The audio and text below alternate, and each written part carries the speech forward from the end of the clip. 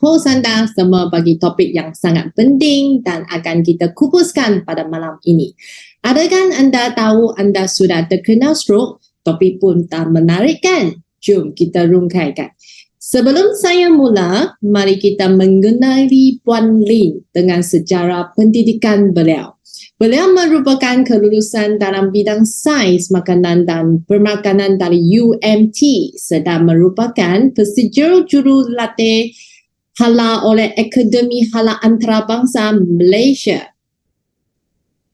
oleh JAKIM. Puan Lin juga adalah seorang penasihat dalam halal dan keselamatan makanan. Beliau telah memberikan lebih daripada 100 seksi latihan dalam bidang ini. Hebat, bukan? Bukan biasa-biasa saja penceramah kita pada malam ini. Semua yang ada di sini mesti tahu apa yang itu stroke kan? Apa itu stroke? Stroke adalah masalah yang berlaku apabila bekalan darah ke otak terjejas. Ya, boleh berlaku kepada sesiapa saja tanpa mengena peringkat umur. Stroke juga boleh memberi kesan yang serius kepada kesihatan kita. Macam mana kita nak mengelakkan dari kena stroke? Jadi, pada malam ini, Puan Lin akan berkongsi dengan lebih lanjut dengan topik ini dengan segmen seterus sependal lagi. Terima kasih kepada semua yang hadir dan sekiranya ada apa-apa soalan anda, boleh kemukaan kepada Puan Lin. Saya pasti Puan Lin juga akan mengadakan seksi soal jawab. Pasti lebih menarik kan? Mari kita mempersilakan Puan Lin. Hi everyone, thank you so much to Miss Danny untuk opening session. Thank you so much. Okay, anda semua sihat ke? Okay, saya harap anda semua dah dinner. Dah dinner ke everyone? Dah dinner ke belum? Saya harap semua dah dinner sebab sekarang pun dah pukul 8. Dinner yang sangat bagus adalah sebelum pukul 8. Okay, so semua orang dah dinner, semua orang dah bertenaga. Jom, tanpa membuang masa, Zeni pun dah terangkan sedikit apa itu stroke kan. So anda dah tahu tak anda ni sebenarnya terkena stroke ataupun tidak? Nak tahu ke tak tahu? Jom kita dengar. So jom kita tengok apa yang menarik pada malam ni. Okay, so malam ni topik dia, adakah anda tahu anda sudah terkena stroke? Mungkin tak tahu dan mungkin tahu kan. Jom kita tengok apa yang menarik. Saya akan share sedikit tentang statistik dan saya share apa itu stroke sebenarnya. Miss Zeni kita dah terangkan sedikit berkenaan stroke. Okay, so bercakap pasal stroke, kita kena tahu apa jenis-jenis stroke. Banyak ke? Nanti kita tengok. So bila bercakap pasal stroke, mungkin benda ni tak terjadi pada diri kita. Mungkin terjadi kepada ahli keluarga kita, suami kita, isteri kita, mak ayah kita atau mungkin anak-anak. Kita pun tak tahu kan. So kita untuk malam ni saya harap semua orang dapat ilmu yang bermanfaat lah, sebab saya akan share juga macam mana amaran dan juga tanda-tanda awal stroke dan siapa yang berisiko. Kan? Adakah anda, adakah saya ataupun sesiapa saja. Kemudian saya juga akan jangan risau. Banyak sangat ketakutan malam ni Puan Lin. Bahaya ke stroke ni? Macam Miss Zeni cakap tadi, macam saya akan cakap nanti. Jangan risau. Kita akan ada penyelesaian. Setiap masalah akan ada penyelesaian. Alright? So, jom saya share dengan anda. Mungkin ada yang dah tahu ataupun mungkin yang masih belum tahulah. So sebenarnya stroke ni merupakan sebab kematian nombor 3 di Malaysia. Ini adalah dikongsi oleh Jabatan Statistik Malaysia dan berdasarkan data yang terkini terdapat peningkatan kes stroke dalam kalangan pesakit muda. Ni kalau untuk pengetahuan semualah. Sebenarnya mindset saya sendiri pun saya ingatkan stroke ni terkena kepada orang yang lebih tua. Maksudnya macam mak ayah kita yang berumur 50 ke atas lah. Itu mindset saya masa saya kecil-kecil dulu. Oh, kalau yang kena stroke ni maksudnya orang yang dah berusia. Tapi berdasarkan data yang terkini terbukti sebab saya ada saudara which is kakak saya memang bekerja di hospital. Dia kata memang sangat terkejut yang datang ni yang menghidapi penyakit stroke adalah pasangan pesakit yang muda-muda yang berumur lebih kurang 30 hingga 40 dan paling ramai lelaki. Dia pun tak tahu, tapi ini adalah perkongsian daripada pihak hospital sendirilah. So sama dengan data terkini. Jadi jangan terkejut jika ada ahli keluarga atau kenalan anda yang diberitakan mengidap penyakit ini. Okay, so sangat takut kan? Alright, jom kita tengok apa itu stroke. Stroke ni sebenarnya sejenis penyakit yang menyerang apabila bekalan darah yang disalurkan kepada otak terganggu ataupun berkurangan. Alright, so tisu otak yang kekurangan oksigen dan nutrien pula akan menyebabkan sel-sel otak kita mati dan seterusnya mengakibatkan kegagalan otak untuk berfungsi. You bayangkan kat rumah kita ada komputer kan. Komputer dulu-dulu selalunya ada motherboard. Tu dia macam nak control lah. Kalau macam sama juga, dia macam remote. Bila otak kita ada masalah, akan ada masalah di badan-badan yang lain lah. Sebab dia yang control semua. Okay, kalau ada masalah di sini, sangat-sangat bahaya lah. Okay, mungkin mungkin tak semua, mungkin salah satu anggota badan tak akan berfungsi dan sebagainya. Alright. So, bila bercakap pasal stroke ni kan, saya teringin terpanggil untuk share saudara saya yang berada di Dubai. Dia share dengan saya, dia asalnya dia tak ada apa-apa simptom pun. Dia tak cukup tidur selama 2 minggu saja. Tapi kalau dalam bahasa Melayu, orang Melayu selain stroke, dia ada nama lain yang kita panggil angin ahmar.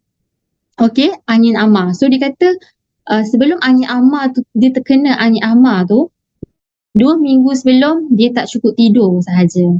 Okay, jadi sebelum stroke, dia kata dia tak ada apa-apa penyakit. Cuma dia selalu buat medical check up every 6 months. Okay, so dan isteri dia juga seorang doktor. Dia bekerja di Dubai sebagai CEO sebuah syarikat lah. Okay, so dia berkongsi dengan saya yang dia rasa sangat-sangat sedih lah masa dia kena sebab dia rasa tu adalah pengakhiran dia. Maksudnya, tapi dia kata dia bersyukur sebab sebab dia masih lagi dipanjangkan usia. Okay, so maksudnya stroke dia tu minor sajalah, bukan major. Alright, so dia kata tapi di Malaysia terdapat 50,000 kes baru setiap tahun. Angka ni bagi saya sangat besar dan sangat-sangat menakutkan. Okay, so bila dihitung-hitung kan, seramai 3.1 daripada 6 rakyat Malaysia adalah pesakit stroke. Okay, so dia mewakili 17% daripada keseluruhan populasi negara lah. Alright, so tapi separuh persen, 55% melibatkan orang yang berusia 60 tahun ke atas. So 50% lagi tu umur berapa? Ya, umur macam saya ni pun ada possibility untuk kena. So nak cakap pasal stroke pun tak semestinya orang kurus, orang yang obes ke, maksud saya tak semestinya orang yang obes yang akan kena stroke. Orang yang kurus pun boleh kena. Okay, orang yang kurus pun boleh kena. So kadang-kadang dia start dengan gejala dia yang paling ketara adalah bila dia start dengan pengsan ataupun tak sedarkan diri, ataupun dia akan lemah satu bahagian anggota badan lah. Alright, so stroke ataupun angin ahmar ni dia adalah penyakit yang sangat-sangat bahaya yang boleh menyebabkan kecacatan kekal. So maksudnya bila dah berlaku paralyze contohnya satu sebelah badan, so kadang-kadang ada setengah orang dia kekal, ada orang dia boleh sembuh, bergantung kepada ketekan setiap individu yang kena tu. Alright, so saya nak tanya kat sini, ada sesiapa tahu tak, ada saudara dia ke atau sesiapa yang pernah kena stroke, dan you all tahu tak macam mana stroke ni didiagnose? Anyone? Tulis kat ruangan chat ataupun unmute ke? You tahu tak macam mana dia diagnose stroke?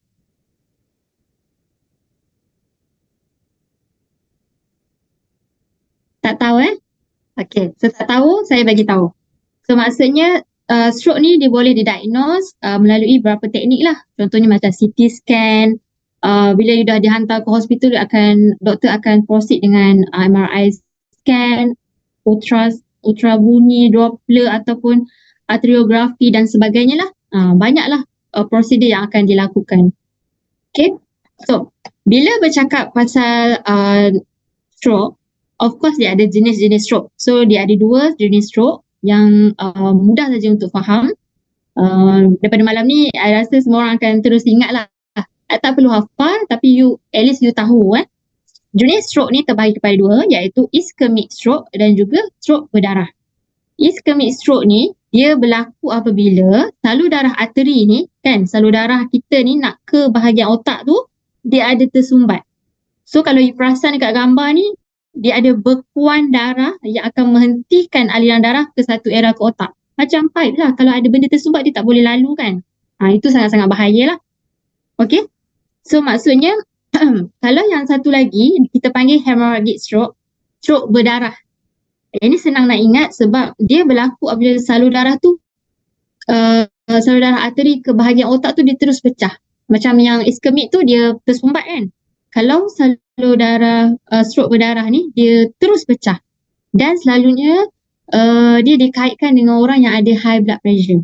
Okay, tekanan tu terlalu tinggi. Dengan maksudnya dia ada hypertension kan. Bila orang yang ada hypertension ni selalunya salur darah dia akan pressure dan dia akan terus burst. Okay.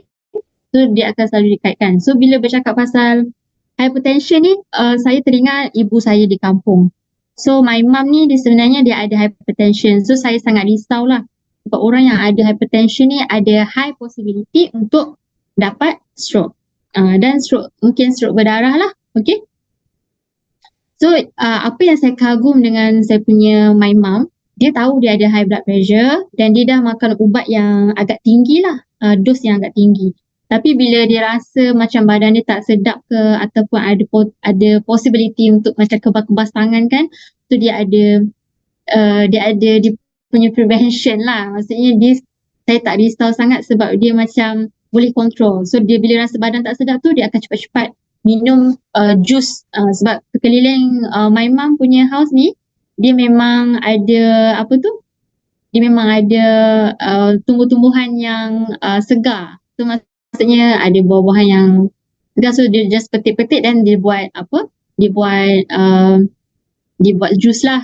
So kadang-kadang tekanan darah dia pun turun. So dia tahu macam mana nak counter, dia tahu apa yang dia perlu makan dan dia kurangkan makanan-makanan yang bergaram dan sebagainya lah. So saya kadang-kadang selang sehari saya akan call tanya dia hari ni makan apa, kurangkanlah makanan bergoreng dan sebagainya lah. Okay. So bila kita ada ahli keluarga yang ada penyakit yang ada potensi untuk mendapat stroke, so kita kena take note lah dan alert lah. Alright. So yang ni saya nak terangkan dia berkait dengan ischemic stroke. So yang pertama, bekuan darah tu dia boleh terbentuk semasa fibrilasi atrium. Apa yang dimaksudkan dengan fibrilasi atrium adalah keadaan di mana jantung you ni bergerak tak seirama. Maksudnya nak cakap dia jantung dia kadang-kadang berdegup teratur, kadang-kadang tak teratur.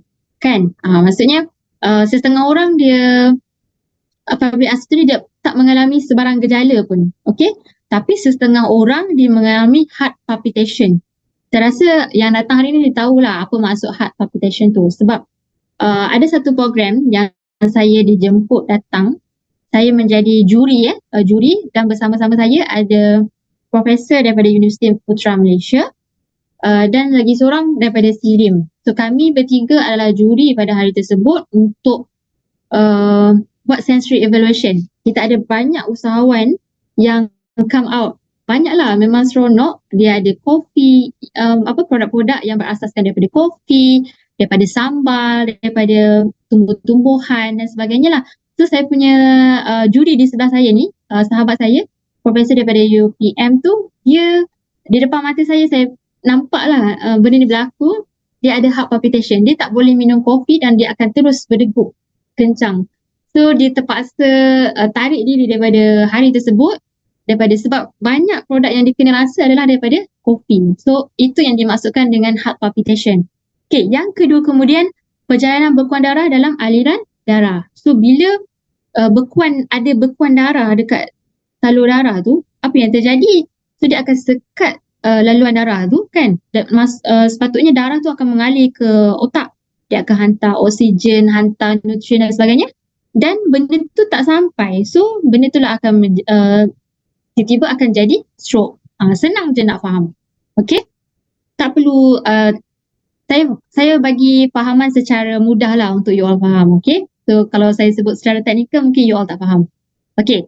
So bila bercakap pasal stroke, saya nak anda you all tahu amaran dan tanda-tanda awal stroke. Sebab apa? Sebab mungkin tak terjadi pada diri kita, tapi mungkin terjadi pada ahli keluarga kita.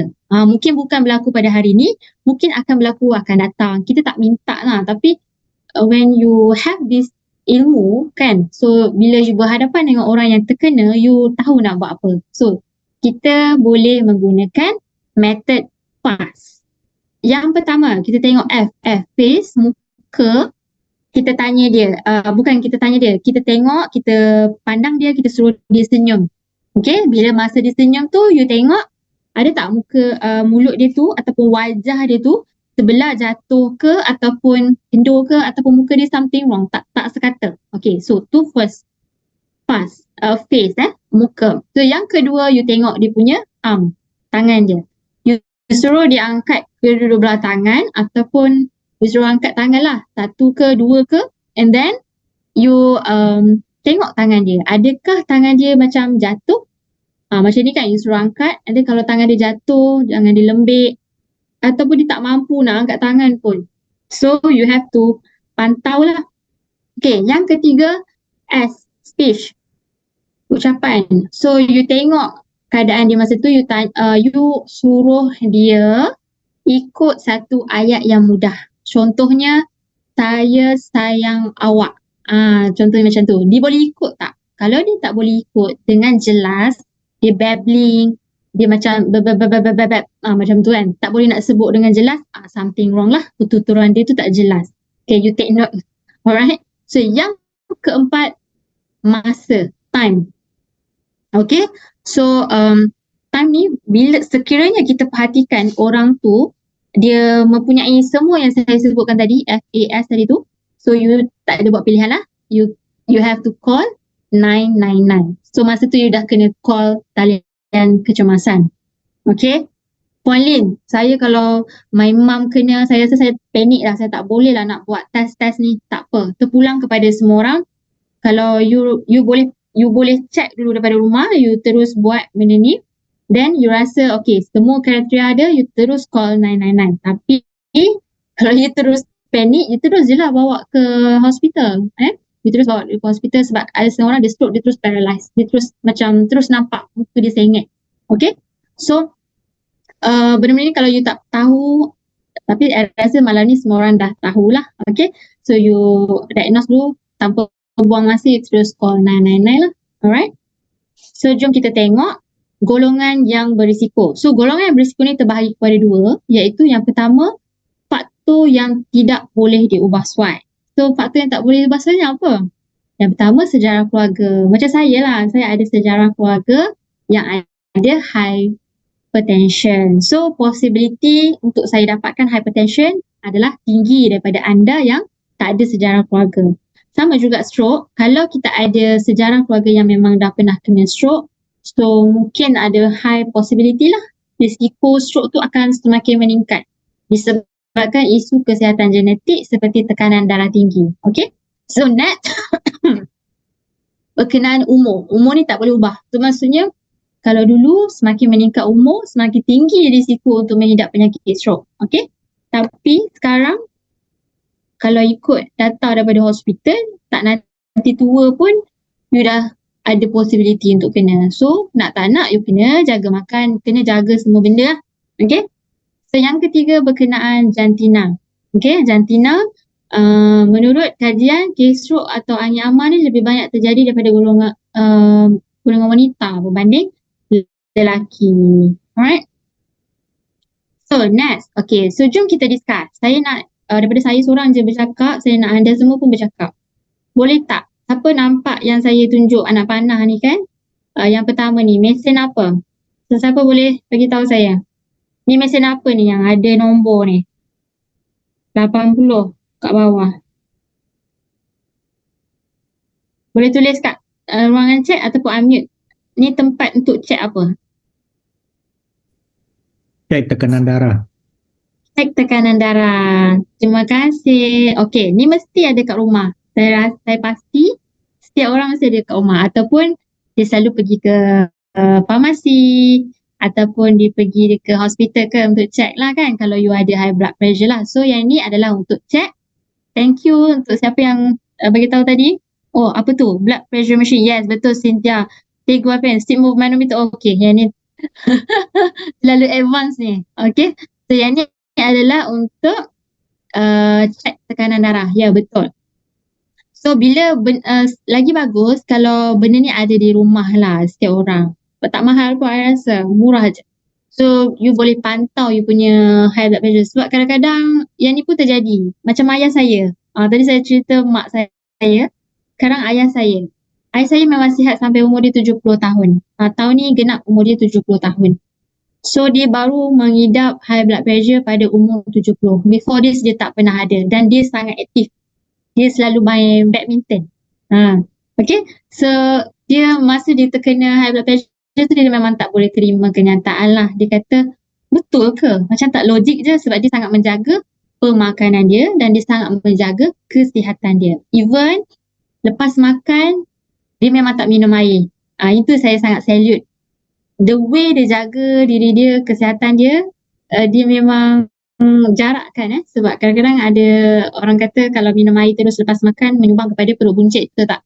Dia sangat-sangat jaga. That's why I tengok I punya ayah punya perut memang lean lah, memang tak buncit sampai dia umur dia 70 tahun. Dia sangat-sangat jaga dan dia sangat disiplin. Alright, so yang pertama ni antara golongan yang berisiko, faktor yang boleh diubah suai. Apa yang pertama? Orang yang ada high blood pressure. So maksudnya you boleh ubah lah. Okay. You jaga pemakanan you. Okay. Yang kedua, siapa tahu? Yang tangan berdarah ni.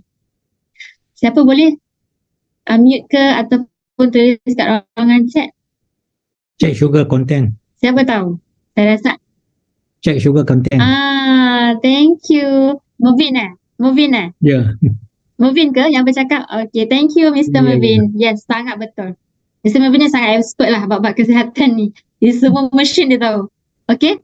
So yang ni betul. Mr. Mubin cakap check untuk apa untuk tak semestinya you ada diabetes. You tak ada diabetes pun you boleh check you punya sugar content. Yang ni pun bagus kalau ada dekat rumah. Okay. Tapi mahal sikit lah dia punya mesin dia tak mahal. Cuma yang you nak check tu apa dipanggil tu saya pun lupa dah nama dia. Okay. So bila you check sepatutnya you boleh ni dululah, you puasa dulu ataupun you tak payah makan apa-apa. Yang tu the best reading lah. Okay. So yang kedua ni adalah untuk orang diabetes. Faktor yang boleh bersuai untuk golongan berisiko yang kedua adalah orang yang ada pun ada potensi berkenaan kolesterol. Okay, yang keempat orang obesiti lah yang berisiko. Tapi seperti yang saya sebutkan tadi, kemungkinan yang tak ada obesiti pun boleh jadi juga. Okay, tapi yang ni high risk lah yang paling berisiko. So yang ni stress, lepas tu kalau you merokok, so menyumbang. Semua tu menyumbang ke arah cepat ke lambat you dapat. Okay, so kalau you minum alkohol yang terlalu berlebihan. Kalau minum moderate, no problem lah. Okay. Kemudian you makan imbalanced diet dan juga yang atas ni apa? Sedentary lifestyle. Orang-orang yang bekerja selalunya pergi kerja pagi, balik petang. Lepas tu esok pun ulang benda yang sama. Tu kita panggil sedentary lifestyle. Dia tak ada apa-apa aktiviti yang dia buat. Maksudnya dia tak bersukan, tak apa. So itu yang kita panggil sedentary lifestyle. Orang yang sedentary lifestyle dengan orang yang aktif, of course orang yang sedentary lifestyle ni akan ada high potential untuk dapat, high possibility lah untuk dapat stroke. Okay. So next, jangan risau. Takut kan dengar daripada tadi, mungkin bukan sekarang kan Pauline, ataupun mungkin bukan saya ni, saya muda lagi. Tak semestinya.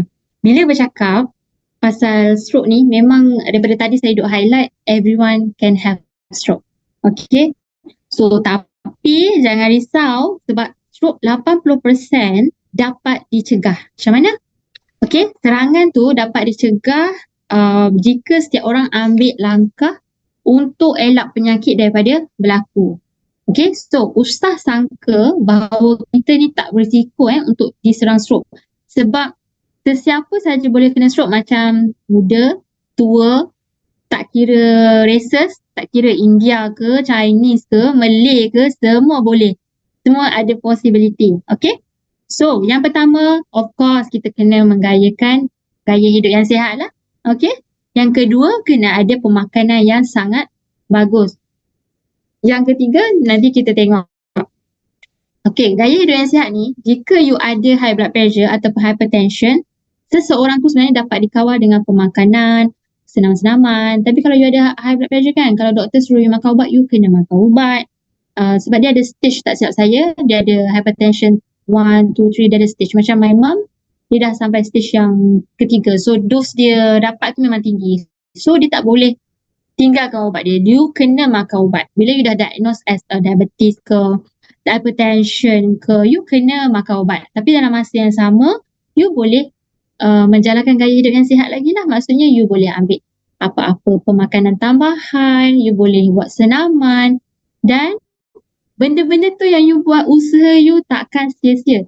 Risiko untuk stroke boleh diminimumkan. Sebab tu ramai yang cakap, Puan Lee, saya tak ada masa lah untuk bersenam. Jangan bagi alasan. Ni grandmother ni ada masa Dia tengok umur dia agak-agak umur berapa ya. I rasa dah 80 lebih macam tu. So dia pun sihat. Kita boleh tengok daripada muka orang tu dia macam mana dia sihat dan sebagainya. Jangan risau. Kalau kita tak ada masa, sebenarnya senaman ni agak mudah. Macam my dad, dia dah tak ada tenaga nak macam dia muda-muda dulu tau. You tahu tak senam apa yang dia buat? Dia hanya jinjit kaki, dia berdiri dan dia macam mana dia jinjit kaki, lepas tu dia buat tangan dia macam ni. Ini pun dikira senaman. Okay? So benda-benda simple ni pun sebenarnya adalah effort you untuk ke arah yang lebih sihat. Okay.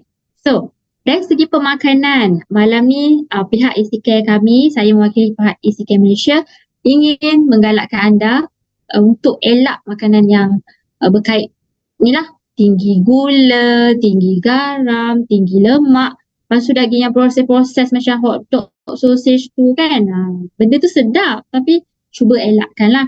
Mungkin boleh makan tapi bukan hari-hari ataupun berkala. Lagi bagus kalau you sebab benda ni sedap, takkanlah you nak tinggalkan terus. You boleh makan tapi you kena pantau lah, dalam seminggu tu mungkin sekali ke, mungkin 2 kali ke. Kemudian makanan bergoreng. Kenapa saya suruh elakkan makanan-makanan yang macam ni? Okay, sebab benda contoh makanan yang tinggi gula, dia akan menyebabkan bila terlalu banyak sangat dalam badan, dia akan berlebihan dan dia akan masuk dalam darah dan dia akan end up you dapat diabetes. You ingat balik golongan yang berisiko, diabetes pun boleh jadi satu punca kepada stroke. Sama juga tinggi garam. Saya tak makan garam lah Puan Lee. Saya memang jaga sangat makan saya. Sup saya sikit je saya letak. You jangan risau, you jangan ingat garam je tinggi maksudnya sodium tu garam kan. Jangan ingat garam tu saja. Sebenarnya banyak hidden salt di dalam produk makanan di pasar raya ataupun di market. Contohnya sos perisa tiram ataupun sos cili. Kan you masak mi goreng kan, ataupun you makan kat luar. You makan mi goreng kan, you tahu tak diorang letak apa? Diorang letak sos, diorang letak sos tiram. Kalau nak beli, saya cadangkan you beli sos tiram, bukan sos berperisa tiram. Ada beza. Bila sos berperisa tiram, tiramnya kurang, tapi yang tingginya adalah garam. Kalau sos tiram, tak silap saya kalau di Malaysia dia ada satu kilang ni, saya ingat Lee Kum Kee, kalau siapa pernah dengar lah, kilang ni yang mengeluarkan pelbagai sos dan sebagainya. Dia memang keluarkan sos tiram. So kandungan tiram tu dia lagi tinggi daripada garam lah. Kalau macam you nampak dekat market, sos berperisa tiram tu, yang tu tinggi kandungan gula. Apa lagi yang makanan tinggi garam? Contohnya sardin ke dalam tin kan. Dan memang ada, dia orang letak garam tu untuk as a preservative lah. Maksudnya untuk tahan lama. So bila kita makan, benda tu berlebihan lah dalam badan kita dan lama-lama kita akan dapat hypertension. Alright? tinggi lemak pun sama. Dia akan jadikan kolesterol, deposit dekat salur darah dan sebagainya lah. Okay? Alright. So, anda nak tahu tak penyelesaian seterusnya? Angka ni memang sentiasa ada dengan saya every each of session. Okay, siapa nak tahu? Tulis yes di ruangan chat. Potato chip, makanan jeruk. Banyak orang bagi contoh. Pandai pun. Selalunya orang-orang yang bagi contoh ni mesti dia orang yang sangat jaga kesihatan. Okay, siapa nak saya teruskan? Tulis yes. Semua okey ke? Tulis yes di ruangan chat untuk saya teruskan. Ya. Okay. Alright. So, jom kita tengok. Saya nak discuss sikit dengan you all malam ni. Sekejap ni. Okay, saya nak tanya. Malam ni saya banyak tanya lah. Okay, malam ni saya nak tanya. Siapa kat sini yang datang ni? Berapa orang ni yang datang? Boleh tak tulis kat ruangan chat, saya nak tengok siapa yang suka makan di luar ataupun siapa yang suka makan di rumah. You boleh tulis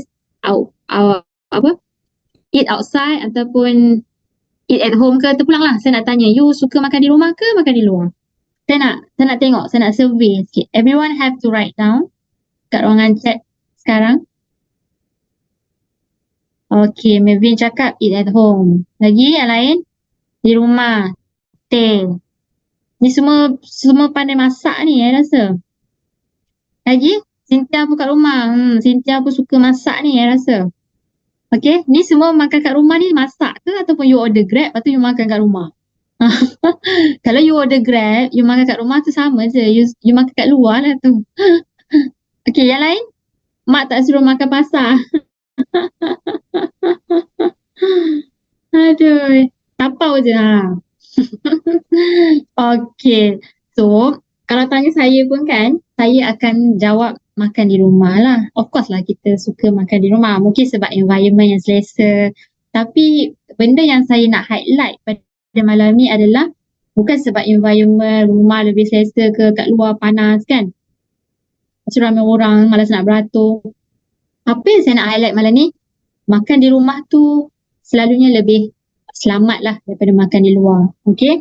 Contohnya, macam orang yang berkejaya macam kita semua ni kan, kita nak makan di rumah tapi tak ada masa nak masak. Betul tak? Kita tak ada masa nak masak. So kadang-kadang makan di rumah tapi order Grab macam Cynthia tadi. Kan? So sama je. You still makan makanan outside. Maksudnya bila makan di rumah ni kita boleh control kita punya garam, kita punya gula. Kita yang sendiri yang masukkan. So kita boleh control. Macam Puan Lee saya selalu bagi tahu, okay, gula setiap hari jangan lebih berapa gram. Garam pun sama. Ikut saranan Kementerian Kesihatan. Tapi bila kita makan di luar, kita rasa boleh tak kita nak kontrol semua tu? Tak boleh kan? Sebab diorang dah letak siap-siap. Ni pernah terjadi, my experience lah. Pernah terjadi, saya makan di luar. Saya nak makan makanan yang sihat lah. Contohnya saya order mihun sup. Tapi depan mata saya nampak dia letak garam hampir separuh botol. Dalam periuk yang besar kan? Sebab dia masak banyak. Bila dia masak, dia buat macam tu, saya ingat saya makan benda yang sihat. Tapi sebenarnya benda tu tak sihat pun. Sebab terlalu banyak garam. Saya rasa kalau saya makan benda ni hari-hari, saya rasa saya boleh dapat hypertension lah. Okay? So terpulang lah. Sebab selalunya restoran-restoran dia akan letak amounts yang agak banyak lah. Okay? You boleh je makan, tak ada masalah. Cuma you sendirilah yang control. Okay, contohnya pagi you dah makan kat luar. Tengah hari you makanlah benda lain kan. Makan yang simple-simple ke. Okay? So kadang-kadang pening. Macam mana ni Pauline? Kalau saya kerja, saya tak ada masa nak masak. Sama lah dengan saya pun. Kadang-kadang weekend tu, saya ingat saya boleh masak. Tapi sebenarnya weekend tu lah kita buat laundry. Weekend tu lah kita duduk basuh baju kan. Kemas rumah. Dalam nak masak pun tak larat dah. Kadang-kadang tapau je kat luar. Sama je. So, jangan risau. Kalau pening-pening sangat kan, kita ada penyelesaian dia. Kita boleh cuba, kalau kita rasa macam takut sangat nak makan kat luar dan sebagainya, kita ada isi plan B. So, isi plan B ni sebenarnya menyelesaikan masalah kita tadi tu. Nak makan kat luar ke nak makan kat rumah? Kalau makan kat rumah, tak ada masa pula nak masak. Bila makan kat luar, mungkin tak sihat kan. Takkan hari-hari saya nak makan kat luar. Boleh je nak makan kat luar, tak ada masalah. Duit ada, semua boleh kan, betul tak? Tapi takkanlah hari-hari saya nak makan kat luar. Tapi saya pilihlah makanan yang sihat sikit. Kadang-kadang saya malas lah nak keluar. So dengan bancuh isi plan B ni pun dah menyelesaikan masalah. Seperti yang you all tahu, isi plan B ni kan dia ada high protein. Dia ada prebiotic, probiotic. Okay? Dan ramai yang suka buat benda ni sebagai dinner. Okay? So dinner selalu susah nak fikir ni nak makan apa. Sekejap lagi nak tidur lah. Kan? Betul tak? So tak nak makan yang heavy-heavy sangat. Lepas tu nak makan yang sihat-sihat. So kadang-kadang saya pun pening. Saya tak tahu nak makan apa pun saya bancuh plan B je terus selesai masalah saya. Lepas tu saya pun tidur lena. Saya dapat prebiotic dapat, probiotic pun dapat, protein pun dapat. Kan? So ini salah satu alternatif lah untuk you all pening tadi nak makan kat luar ke nak makan kat rumah. Okay? So next saya nak tanya. Tak ada masa untuk masak, makan Maggi. Okay. So yang ni kan saya nak tanya, you all suka tak kaki ayam? Kalau setiap hari kan you makan apa untuk dapatkan protein? Selain ikan, selain ayam. So ni adalah salah satu contoh alternatif yang lain lah. Kadang-kadang you bosan makan ikan ayam, you makan sotong kan. Yang ni kaki ayam. Saya ada sahabat saya, kelik saya cakap, dia pun suka kaki ayam. Saya pun suka kaki ayam. Saya dah dinner dah, tapi saya tengok ni saya terliur pula. Saya rasa kalau bagi saya satu mangkuk ni saya boleh habiskan. So kelik saya ni pernah share, dia kata kaki ayam ni memang sangat banyak collagen. Sangat banyak collagen. Tapi you makan 2 kilo baru dapat sikit je collagen. Takkanlah tiap-tiap hari nak makan kaki ayam, boring juga kan. So esok mungkin you makan ikan, esok lagi you makan sotong, lepas tu makan ayam, lepas tu tak tahu nak makan apa dah. Bosan dah kan. So alternatif lain, you boleh ambil isi plan F. Okay, so isi plan F ni dia sangat tinggi. Bercakap pasal isi plan F, selalunya nutritionist di ACKM Malaysia macam saya ke, macam Miss Jazz ke, selalu tekankan yang F ni adalah untuk firming, untuk kulit kan. Selalu orang ingat F untuk kulit, cantik. Tapi malam ni saya nak pecahkan mindset you all. F ni bukan hanya untuk kulit. Dia boleh ganti kepada protein yang kita selalu ambil ni. Okay, sebab apa? Sebab dia boleh membantu membina struktur sel saraf dan dia merupakan sumber protein yang sangat tinggi untuk sokong fungsi otak. Bila cakap pasal otak, dia sangat-sangat bantu untuk relate balik dengan kita punya tajuk pada malam ni kan. Stroke ni dia terjadi bila fungsi otak tu dah tak dapat nak berfungsi. So some parts of our body dah ni ada masalah lah dekat otak kita. Okay, so ni adalah salah satu alternatif untuk membantu sebagai sumber protein yang sangat tinggi dan juga bantu bina balik struktur sel saraf dan sangat-sangat sesuai jika ada ahli keluarga yang sudah terkena stroke. Kenapa saya cakap macam tu? Selalunya orang yang kena stroke ni kadang-kadang dia tak boleh ambil solid food. So dia makan liquid saja kan. So ni adalah alternatif lah, tapi apa-apa pun you have to ask your physician first lah. Okay. So ini adalah alternatif lain. Sebab dia sangat tinggi, di samping you makan ubat-ubatan, you boleh je ambil F ni. Tapi you kena jarak lah sikit dalam setengah jam ataupun 2-3 jam ke lebih baik. Okay. Boleh saja sebagai tambahan. Kemudian, saya nak tanya. Selain, biasanya orang stroke ni kan, dia akan lemah lah. Bila dia lemah, kan, dia selalunya macam kita lah, orang yang sihat ni pun, kadang-kadang kita nak dapatkan tenaga tu daripada mana? Kita makan daging kan. Sebab apa? Sebab daging tu ada B complex. Okay, vitamin B complex. Tapi takkan hari-hari kita nak makan daging. Bosan juga. So kita ada alternatif lain lah. So kita bolehlah menggunakan SQE. Contohnya, sebab selalunya pesakit stroke ni dia memang lemah. So macam mana nak bagi tenaga kat dia? You tambahlah tenaga dengan makanan yang ada vitamin B complex. So macam dalam di ACKM Malaysia kita ada SQE yang memang ada vitamin B complex di dalamnya. So sangat-sangat sesuai lah kalau nak bagi Sebab orang yang stroke ni selalunya dia kena banyak tenaga untuk pulihkan balik dia punya proses. Sebab nak sembuh balik tu dia orang kena ada fisioterapi dan pemulihan lah. Okay, dan senaman-senaman yang lain. Alright. So, yang ni saya nak tekankan berkenaan hati-hati dengan pengambilan karbohidrat sebelum terkena stroke. Okay. So, kalau macam cakap pasal karbohidrat kan, you ingat nasi je karbohidrat, tapi sebenarnya pasta ataupun jagung ni semuanya sumber karbohidrat. So kadang-kadang saya makan nasi 1 kali sehari je paling. Saya rasa tak banyak sangat karbohidrat dalam badan saya ni. Tapi sebenarnya dia tak sedar. Pagi tadi dia makan jagung, petang kerang dia makan pasta. So dalam satu hari tu banyak sangat karbohidrat yang masuk dalam badan dia. Jangan risau. Apa yang terjadi kalau karbohidrat banyak masuk dalam badan kita? Okay, terlalu banyak. Dia akan jadi lead to diabetes dan macam-macam lah penyakit lain. Terlalu banyak. So, jangan risau. You cepat-cepat makan isi sosi untuk bantu. Sebab isi sosi ni dia ada pengawal fasa yang kedua. Dia boleh bantu serap kita punya starch tu. Dia bantu sampai 66%. So, maksudnya tak banyak sangat diserap. Dia hanya serap yang perlu saja untuk badan. Okay? So benda-benda ni lah sebab kita nak elak daripada penyakit-penyakit yang boleh menjadi punca kepada stroke. Okay, kita elak daripada awal-awal tu dulu. Alright. So kemudian saya nak tekankan pada malam ni, anda sebenarnya yang memilih untuk tidak terkena stroke. Okay, you nak ke lama-lama duduk atas kursi roda? Tak nak kan? So nak bergerak pun susah.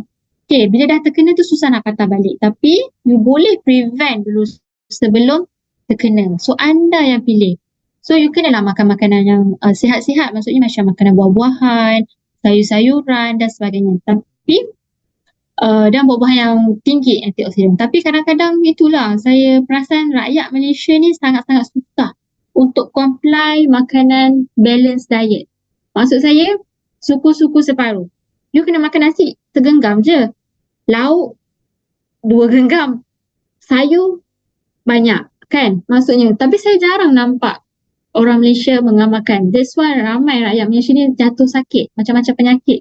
Sebab dia jarang. So saya faham juga sebab saya pun antara orang yang tak boleh hidup tanpa buah sehari. Kalau saya tak makan buah sehari saya tak boleh.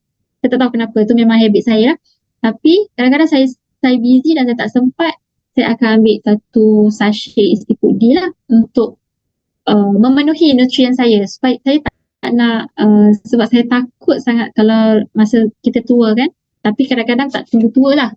Kadang-kadang muda pun boleh terkena penyakit juga. Alright. Okay. So sekejap Okay, sebelum saya habis Angin Ahmad ataupun sebelum saya habis, saya nak tengok video ni sebagai kesimpulan lah untuk saya pada malam ni. So, jom kita tengok sama-sama apa yang girl ni cakap. Dia akan memberi kesimpulan apa yang saya sampaikan lah pada malam ni. Jom kita tengok sama-sama. angin Ahmad ataupun stroke ni memang commonly berlaku, especially dekat elderly. Tapi orang muda pun boleh kena juga stroke jika dia ada faktor-faktor risiko lah, macam dia ada obesity, dia ada darah tinggi yang tidak dikontrol dan sebagainya. Kita perlu tahu yang stroke ni ada 2 jenis. First, ischemic stroke ataupun stroke yang disebabkan oleh penyempitan salur darah kepada otak yang menyebabkan otak tidak mendapatkan oksigen yang cukup lah untuk berfungsi. Yang kedua, kita ada hemorrhagic stroke, iaitu stroke disebabkan oleh perpecahan salur darah pada otak yang menyebabkan ada bleeding dalam otak tu. So dia akan compress area dekat otak tu disebabkan pengumpulan darah ada dekat situ. Apa yang penting untuk orang awam tahu tentang stroke ni adalah apakah tanda-tanda awal stroke. Menurut pakar neurologi di Jabatan Perubatan dekat HUSM, about 60-70% orang dia tak tahu pun yang dia ada stroke disebabkan dia tak tahu tanda-tanda awal stroke tu. Disebabkan dia orang tak tahu yang dia orang sebenarnya telah diserang dengan angin Ahmad. Dia orang akan datang di hospital lambat. Perawatan untuk orang-orang yang datang lambat ke hospital ni lebih sukar lah berbanding dengan orang-orang yang datang dengan tanda-tanda awal. Antara tanda awal stroke adalah lemah di separuh bahagian badan. Dia rasa semut-semut, terutama di bahagian dagu ataupun di bahagian hujung tangan, hujung kaki rasa semut-semut. Kabur pandangan pada sebelah mata, sukar bercakap dan sukar menelan, sukar untuk berjalan disebabkan separuh badan tadi dah lemah. Tapi pesakit stroke juga boleh datang dengan simply rasa pening kepala je. Tapi bila kita check balik, rupanya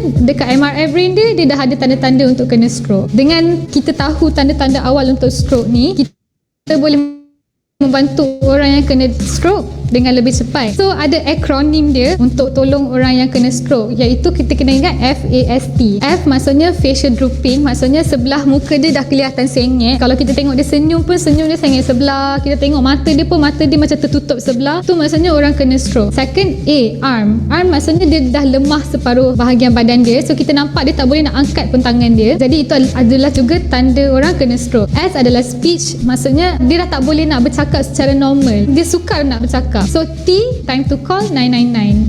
Segeralah dapatkan bantuan untuk orang yang nampak ada tanda-tanda stroke tu. Okey, ubat ataupun rawatan supaya tidak mendapat stroke ataupun cegah daripada dapat stroke ni lah. Let's say kalau dia ada darah tinggi, dia kena comply lah dekat ubat darah tinggi dia. Kalau dia ada kencing manis, dia kena kawal lah dia punya pengambilan gula, paras gula dalam darah dia, untuk mengelakkan dia punya salur darah tu tersumbat dan seterusnya mengakibatkan embolus tu boleh travel to dia punya brain and will cause stroke if the area is ischemic. Ataupun kalau ada penyempitan dan blockage dekat salur darah dekat otak tu, boleh kena stroke. Lepas orang dah dapat stroke, kalau memang dia punya anggota badan tu dah affected, kita dah tak boleh nak reverse balik. Cuma apa yang kita boleh buat adalah kita boleh maintain keadaan dia seperti mana yang dia berada sekarang, dan juga kita boleh memulakan rawatan untuk mengelakkan dia daripada kena stroke untuk kali yang seterusnya. Okey, ada mitos yang mengatakan kalau orang kena stroke ataupun orang tu lemas paruh badan, kita kena tanam dia dalam pasir pantai untuk undo balik benda tu. Maksudnya macam reverse balik lah stroke tu. Okay, itu sebenarnya memang mitos mata-mata, sebab stroke ni adalah masalah di bahagian otak, bukannya di bahagian limbs ataupun bahagian anggota badan tu sendiri. So disebabkan ada penyempitan ataupun pendarahan dalam otak tu yang menyebabkan anggota badan affected sekali.